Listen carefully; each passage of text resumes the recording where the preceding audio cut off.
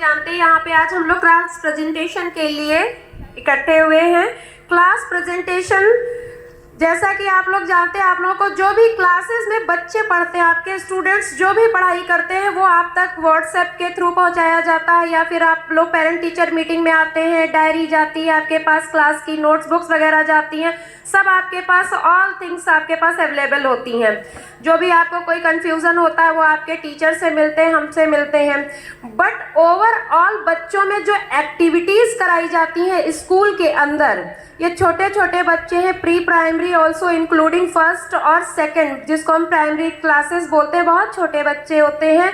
ये स्टेज कैसे फेस करेंगे, ये पेरेंट्स के आगे तो बोल लेते हैं, अपनी बातें बता देते हैं, टीचर्स के आगे बोल लेते हैं, बट इन गैदरिंग ये कैसे अपने आप को रिप्रेजेंट करेंगे, ये भी हमारी एक बहुत बड़ी रिस्पॉन्सिबिलिटी होती है स्कूल के अंदर, कि बच्चे अपने आप को कैसे रिप्रेजेंट करें। कुछ गैदरिंग हो, जब क्राउड होती है तो वहाँ पे बड़े बड़े लोग अपने आप को रिप्रेजेंट नहीं कर पाते हैं, तो ये छोटे छोटे बच्चों को हम लोग शुरू से ये हैबिचुअल बनाते हैं, कैसे आप परफॉर्म करें स्टेज पर, माइक में बोलना, कैसे अपने आप को बताएं। यहाँ पर हम लोग ओवरऑल एक्टिविटी ड्यूरिंग असेंबली में कराते हैं, क्लास में भी कराते हैं, स्मार्ट क्लास में भी कराते हैं। तो यहाँ पे थोड़ी थोड़ी कोशिश की गई है कि बहुत ज़्यादा हमारे पास टाइम नहीं होता है, तो एक class presentation, this is not a annual function, not a cultural programme, ये कोई एनुअल फंक्शन नहीं है, ना ही ये कोई कल्चरल प्रोग्राम है, ये एक क्लास की एक्टिविटी है जो हमारे छोटे छोटे टीनी टॉट्स क्लास में करते रहते हैं, हम लोग समय समय पे कराते रहते हैं। वही है कि आप लोगों को यहाँ पे इसीलिए बुलाया गया है। कुछ हम आप लोगों से और भी पर्सनली हम इंटरेक्ट होना चाहते हैं, क्योंकि पीटीएम में आते हैं, आपके पास भी बहुत ज़्यादा टाइम नहीं होता है, हमारे पास भी बहुत भीड़ होती है, आप टीचर से मिल के चले जाते हैं, but it is a humble request कि जो भी हम आपसे बता रहे हैं इस पर थोड़ा ध्यान जरूर दीजिएगा।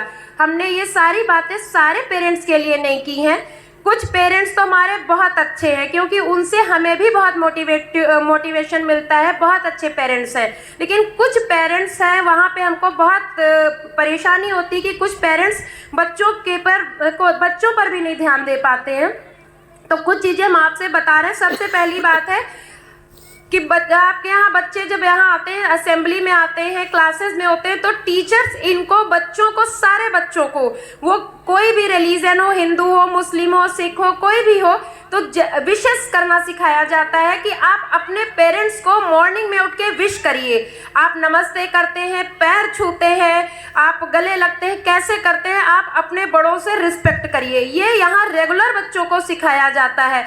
तो ये आप अपने बच्चों से पूछिए, नहीं करते हैं तो आप टीचर से जरूर बोलिए कि हाँ मैम, हमारा बच्चा ये नहीं कर रहा है, हम उस पर फोकस करेंगे। आप किसी भी रिलीजन को बिलोंग कर रहे हो, जो आपके घर में होता है, आपके कल्चर जिससे आप सेटिस्फाइड होते हैं, बट बच्चों को विश करना आप बचपन से ही सिखाएंगे, क्योंकि जब बच्चा बड़ा हो जाता है तब वो नहीं सीखता है। छोटे छोटे बच्चे हमको देखकर सीखते हैं। आप पेरेंट्स के घर में भी ग्रैंड पेरेंट्स होंगे, आपसे बड़े होंगे, तो आप भी कोशिश करिए, उनको विश करिए, आपको देखकर बच्चे सीखेंगे। दूसरी चीज़ है हाइजीन, कि बच्चों को डेली टीचर गेट पर बोलती है कि प्लीज़ मैम, सर, अपने बच्चे को साफ सुथरा करके भेजिए, प्रॉपर यूनिफॉर्म में भेजिए। पेरेंट्स कहते हैं नहीं है तो क्या करें, क्या मांग के लाएं? बट स्कूल के अंदर बच्चों को रूल्स एंड रेगुलेशन फॉलो करना सिखाया जाता है। यूनिफॉर्म का मतलब होता है एक जैसा। यहाँ पे हमारे टीचर्स भी यूनिफॉर्म में रहते हैं, हमारे बच्चे भी यूनिफॉर्म में रहते हैं, सब एक जैसे लगने चाहिए। अब आपकी गलती वहाँ पर होती है, बच्चे की गलती नहीं होती है।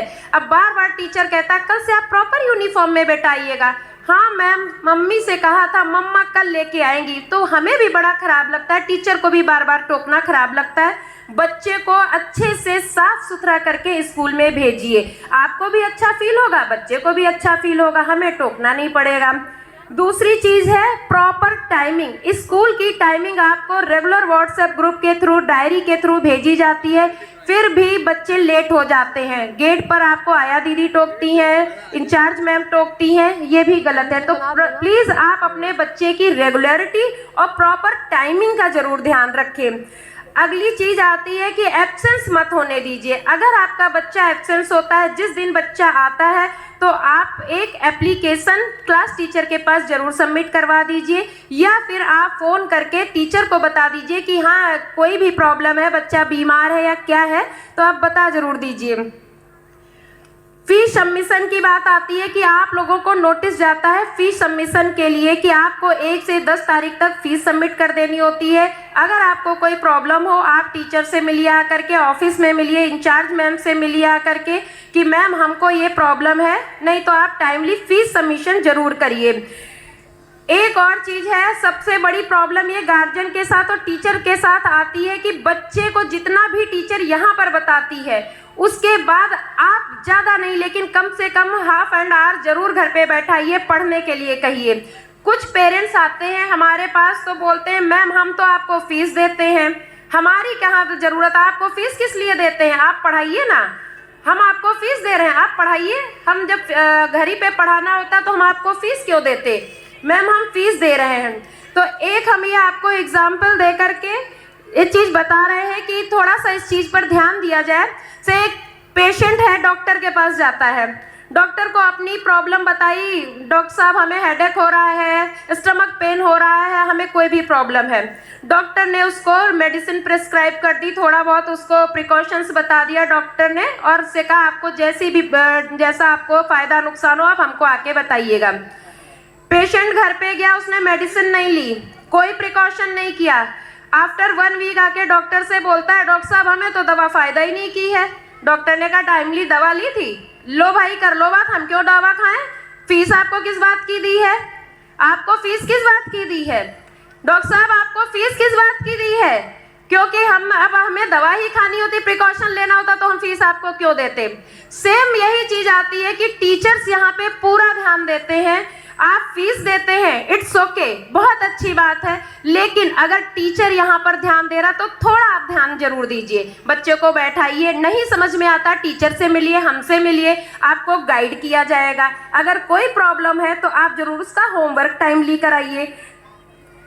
अगली चीज़ है लंच, जो आप लोग लंच देते हैं, यहाँ पे बहुत ही कई बार टीचर्स ने कहा है कि फास्ट फूड मत दीजिए, मैक्रोनी है आता है, मैगी आता है, अब ये बताइए जंक फूड खा करके हमारे बच्चे कहाँ स्ट्रांग हो जाएंगे। तो आपसे एक हम्बल रिक्वेस्ट है कि बच्चे को चपाती, पूरी, पराठा आप दीजिए। कुछ पेरेंट्स कहते हैं मेरा बच्चा खाता ही नहीं है, कैसे नहीं खाएगा, यहाँ पे हम खिलाएंगे, ये हमारी रिस्पॉन्सिबिलिटी है, हम फीस आपसे किस बात की लेते हैं, हम अच्छी आदतें सिखाएंगे। आप जंक फूड बिल्कुल मत भेजिए। बच्चों के साथ आप लोग टाइम जरूर स्पेंड करिए, थोड़ा सा हम जानते हैं कि सभी लोग बिजी रहते हैं, मम्मा भी बिजी रहती हैं, पेरेंट्स सभी बिजी रहते हैं, बट थोड़ा टाइम जरूर स्पेंड करिए अपने बच्चों के साथ में। आपका वीकेंड होता है, कोई भी पब्लिक हॉलीडे होती है, कुछ भी छुट्टी मिलती है, आप बच्चे को एक पब्लिक पार्क लेकर के जाइए, जू जाइए, थोड़ा टाइम जरूर स्पेंड करिए बच्चे के साथ। और एक चीज़ है कि बच्चों के साथ सामने आप लोग लूज टॉक्स मत यूज़ करिए। ये बहुत बड़ी प्रॉब्लम हमारे स्कूल्स में आती है कि बच्चे आपस में जब एक दूसरे से बात करते हैं तो अब्यूजिंग वर्ड यूज़ करते हैं।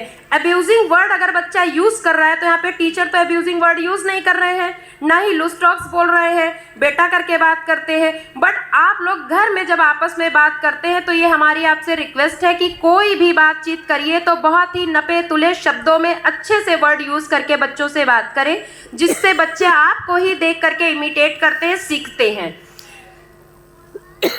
टीचर्स की रिस्पेक्ट करिए, क्योंकि ये हमारे यहाँ जो भी गार्जियन आते हैं हम देखते हैं टीचर्स को बिल्कुल बहुत ही बदतमीजी से बात करते हैं, तो ये गलत चीज़ है। आप टीचर्स हैं, आपके जैसे आपके बच्चे हमारे स्कूल के गेट के अंदर आने के बाद ये सारे बच्चे हमारे हो जाते हैं, हम भी उनके पेरेंट्स हैं। अगर आपने हमको ये राइट दिया है कि 4-5 घंटे बच्चा हमारे साथ में है तो हम उसको अच्छी आदतें ही सिखा रहे हैं, तो आप कम से कम टीचर से पोलाइटली बात करिए। हमारे टीचर्स बहुत परेशान हो जाते कि मैम मैंने तो इसके साथ इतना अच्छा एफर्ट किया, गार्जियन हमसे बहुत रूडनेस से बात करते हैं, तो हमें भी नहीं ठीक लगता है। कोई प्रॉब्लम हो आप बताइए, गलती टीचर की होती है, हम उसको एक्सेप्ट करते हैं, उसको सुधारने की कोशिश करते हैं। कुछ बच्चे बहुत स्लो हैं, सारी उंगलियां बराबर नहीं होती। जैसे आप जानते हैं आपके घर में भी 2 बच्चे, 3 बच्चे, 4 बच्चे, 3 तो मोस्टली पेरेंट्स के पास बच्चे होते हैं, कजिन्स होते हैं। कुछ बच्चे बहुत फास्ट होते हैं, कुछ बच्चे बहुत स्लो होते हैं। लर्निंग कैपेसिटी बहुत बच्चों की बहुत अच्छी होती है, कुछ बच्चों की बहुत कम होती है। आप एक दूसरे बच्चे को कंपेयर मत करिए। अगर सभी जीत जाएंगे तो रेस में हारेगा कौन? है बात कि नहीं है? तो आपका बच्चा धीरे धीरे सीख रहा है। हम प्रॉमिस करते हैं कि आपका बच्चा भी जीतेगा। हो सकता है बाद में जीते, लेकिन हाँ जीतेगा जरूर। स्लो लर्नर भी हो सकते हैं, लेकिन बच्चा देख के सीख रहा है। कुछ बच्चों में पढ़ने की कैपेसिटी बहुत अच्छी होती, कुछ बच्चों में खेलकूद की कैपेसिटी बहुत अच्छी होती, कुछ बच्चे ड्राइंग बहुत अच्छी करते हैं। हर बच्चे में कोई ना कोई क्वालिटी बहुत होती है। मम्मी लोग क्या करती है, अरे तुम्हें कुछ नहीं आता है, हटो तुम बेकार हो, उसका बच्चा देखो कितना अच्छा है। ये आपको कभी नहीं करना है। अपने बच्चे को हमेशा मोटिवेट करना है। हाँ बेटा आपने इस बार किया है, इस बार और अच्छा करना, और खुश होगा बच्चा। आप उसको कुछ विश करिए, गिफ्ट दीजिए, और उसको कभी भी हतोत्साहित ना करें। ये आपसे रिक्वेस्ट है। अब ज़्यादा टाइम आपसे हम नहीं लेते हुए, आप लोग प्रोग्राम जो भी बच्चों ने तैयार किए हैं, देखिए छोटे छोटे बच्चे और ये कैसे स्टेज को फेस करते हैं। बट एक आपसे रिक्वेस्ट है, अच्छे से क्लैपिंग करिएगा जिससे बच्चे हमारे मोटिवेट होते रहे। Thank you all of you.